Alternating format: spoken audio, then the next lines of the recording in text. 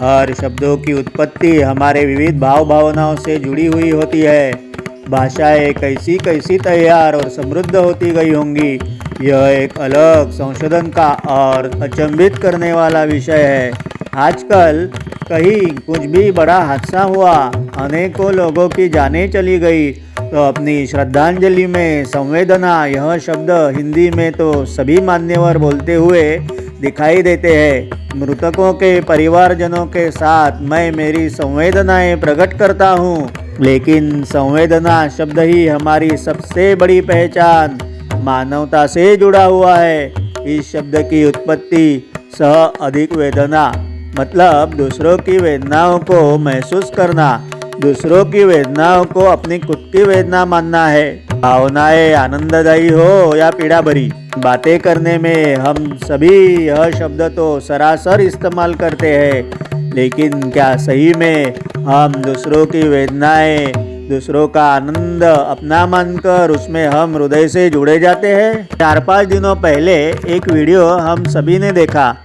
हमारे श्रद्धेय प्रधानमंत्री जी हमारे देश के अंध क्रिकेटर युवतियों से बातचीत करते हुए उन्होंने अंध महिलाओं के क्रिकेट में विश्व चैंपियन बनने का दैदीप्यमान रिकॉर्ड रचाया है। अब आप में से कई लोग कहेंगे इस मोदी भक्त का मोदी पुराण हुआ शुरू, लेकिन मैं तो सिर्फ हकीकत बता रहा हूँ। जिस अपनापन से और गहराइयों से हमारे प्रधानमंत्री जी उनके आनंद में शामिल हुए थे, वो देखकर मेरा मन भावनाओं से भर आया।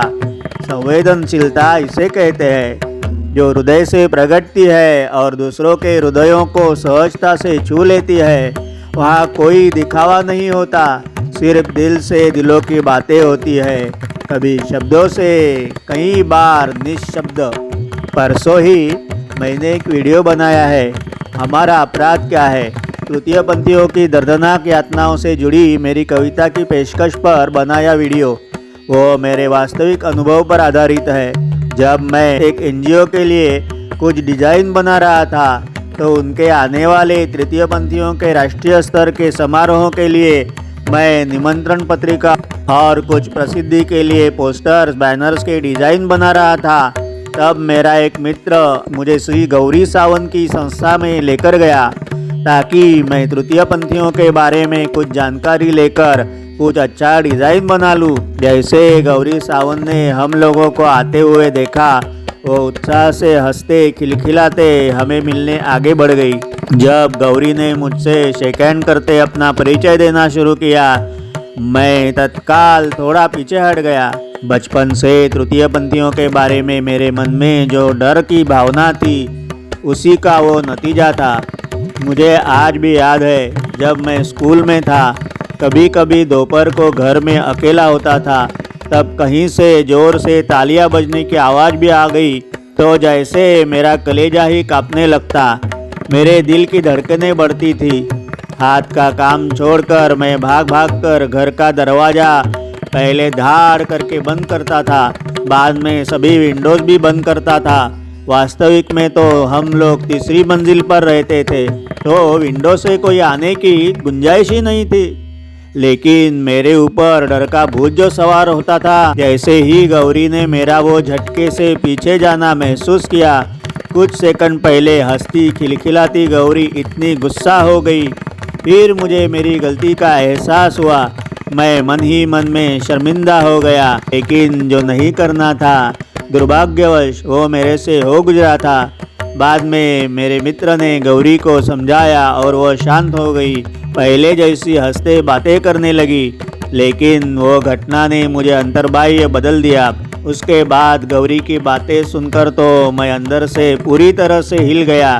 तब से मेरे मन में बचपन से बसा तृतीय पंथियों का डर हमेशा के लिए ही दूर भाग गया और उनके लिए मन में अपार करुणा और आस्था जागृत हो गई। यही भावों को संवेदना कहते हैं। अनाम प्रेम के पूज्य श्री दादाजी ने मुझे हमारे जैसे ही वो इंसानों को इंसानियत से देखने की नई दृष्टि जो दी। लेकिन आज भी हमारे समाज में तृतीय पंथियों से हम एक इंसान की तरह नहीं बर्ताव करते हैं। यह हकीकत है।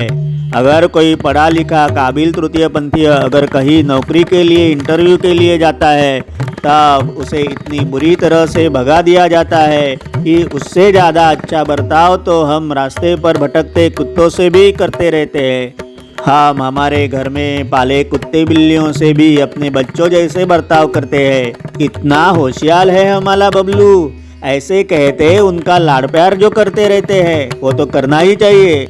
लेकिन हम जैसे इंसान होने के बावजूद भी हम उन तृतीयपंथी भाई बहनों को हर पल इतने भयंकर जलील करते रहते हैं और हमारी इस अमानवीय कृति को सरासर ही हम नज़रअंदाज भी करते हैं। हमेशा अपने ही सुख दुखों में खोए रहते हैं। क्या हमारी संवेदनशीलता खत्म होने का यह प्रमाण नहीं है? ऐसा ही बर्ताव हमने मतलब हमारे पहले की पीढ़ियों ने हरिजनों के साथ भी किया था। उन्हें तो पीने के पानी तक हमने वंचित रखा था। ईश्वर ने बनाई सबसे खूबसूरत निर्मिति यानी हम मानव, लेकिन ऐसा संवेदन शून्य बर्ताव करते हम वही ईश्वर की सुंदर निर्मिति को विद्रूप जो करते रहते हैं। आज भी हम जब रास्ते से गुजरते हैं तो रेलवे स्टेशन की भीड़ में, बस डिपो में या सड़क किनारे भटकते मासूम बच्चों को देखकर अनदेखा ही करते हैं। अपने माता पिता का सहारा गंवाए वो मासूम जीवों के लिए कहीं बार हमारे मन में करुणा नहीं घृणा निर्माण होती है। अपने माँ बाप के प्यार को खोए वो बच्चों के दुखी मनों को हम अपने ऐसे बर्तावों से और बेहद घायल करते हैं। जब एक दिन सोचते सोचते मेरे ध्यान में अचानक से एक सत्य जैसे उजागर हुआ। वेदनाएं ही सृजनात्मक कला निर्माण को जन्म देती है। इस सत्य के प्रमाण के तौर पर कई उदाहरण मेरे मन में लहराते गए। जब मैंने इस पर लिखने का सोचा तब 3 सालों पहले मैं एक कला विषयक मैगजीन में काम कर रहा था। मैंने हमारे मुख्य संपादक सर जी से इस विषय पर चर्चा की। उन्होंने तुरंत मुझे हरी झंडी दिखाते मेरी सराहना करते मेरा हौसला बढ़ाया। तब इस लेखमाला के सिलसिले में मेरी एक एनजीओ द्वारा विकी से पहचान हुई। उस एनजीओ से मैं बहुत सालों पहले मेरे कॉलेज के दिनों से जुड़ा हुआ था। उस लेखमाला को हमारे ऑनलाइन एडिशन के जरिए विश्व भर में अनेकों लोगों ने तब पढ़ा और अपने अभिप्राय भी भेजे थे। नई दिल्ली के रेलवे स्टेशन पर लावारिस बच्चों में रहने वाला एक हंसता खेलता मासूम बच्चा विकी कभी कूड़ा कचरे में से चीज़ें पीठ पर लगाए गोनी में जमा करता, कभी बिस्लरी की खाली बोतलें ढूंढकर उसमें नल का पानी भरकर बेचने वाला विकी घर की गरीबी और रिश्तेदारों के घर में होने वाली दर्दनाक बर्तावों को तंग आते घर से भागा हुआ था। उसके साथ घंटों तक तब लेखन के दरमियान मेरी बातें होती थी। तब उन मासूम बच्चों की ज़िंदगी कितनी भयंकर होती है यह सच्चाई का मुझे पता चला। रोज़ाना रात को सोए हुए उन बेसहारा बच्चों को पुलिस की डंडी से या लातों से होने वाली पिटाई को टालने के लिए रोज रात सोने के लिए नई नई जगह ढूंढनी पड़ती थी। तब विकी के तेज दिमाग में एक दिन आया कि ऐसी एक जगह है जहां पुलिस की लाठी का कोई डर नहीं। तब से विकी दिन भर की भागदौड़ के बाद एक कूड़े कचरे की ढेर में जाकर शांति से सोने लगा। वहाँ के भाई लोगों के लिए दिन भर काम करते, बदले में जो रूखा सूखा मिले उस पर ही रहना पड़ता। जब सड़कों की वो जिंदगी से तंग आकर विकी ने नज़दीक के रिक्शा स्टैंड के बगल वाले छोटे से होटल में नौकरी पाकर 2 वक्त के भरपेट खाने का अपना इंतजाम जो किया, लेकिन वहाँ भी सुबह बहुत जल्दी काम शुरू करते। मध्य रात्रि तक सभी बर्तन धोने के बाद मुश्किल से 2 घंटों की नींद जो मिलती थी। एक दिन वहाँ आए एक युवा की नज़र विकी पर गई। विकी से उसने बातचीत शुरू की।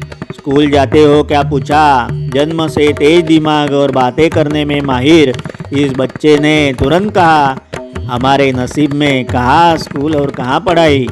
वो युवा ने स्मित हास्य करते कहा, तू भी पढ़ाई कर सकता है। विकी से बातें करने वाला वो युवा तब की बॉलीवुड की मशहूर डायरेक्टर और आज की हॉलीवुड की डायरेक्टर आदरणीय श्रीमती मीरा नायर जी के सलाम बालक संस्था का स्वयं सेवक जो था।